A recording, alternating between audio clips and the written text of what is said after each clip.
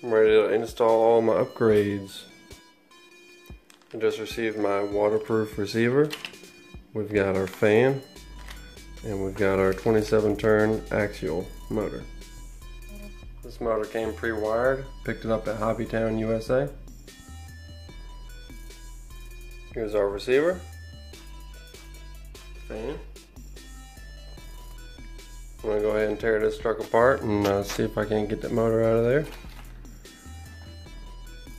Alright, I took the 4 mount screws out for the bracket that holds the motor in. Most people think you have to take this housing off to take this motor out, but you don't. The only thing you need to do that for is to check the gear mesh when you put it back. You just need to take that grub screw off and slide this gear off of here. And remove these 2 mount screws, slide this can off. Alright, so far so good. I got it loose. Go ahead and take this gear off.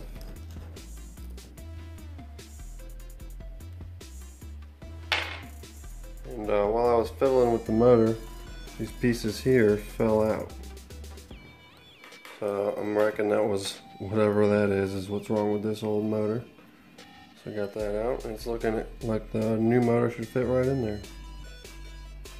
As you can see, they're very similar, because they're both 540 size motors.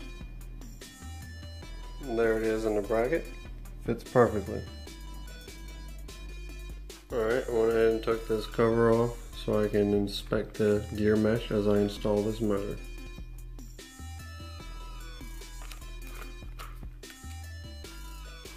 And I'm just going to need to line this gear up with the spur gear.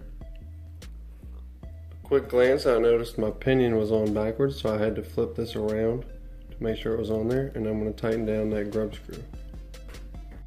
You basically want these 2 gears to just line up nice and straight, and you don't want them to bind up, you want them to flow very smoothly together. Go ahead and test fit this fan while I'm here. I'm going to go about like that. And I did check the clearance, it should fit inside of the body.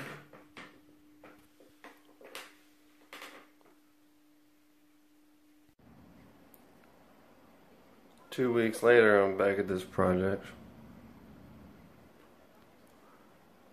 because of this thing. I guess when my motor fried, I don't know if it fried this thing, but either way, it doesn't work anymore. And I had to wait for another one. Voila, there it is.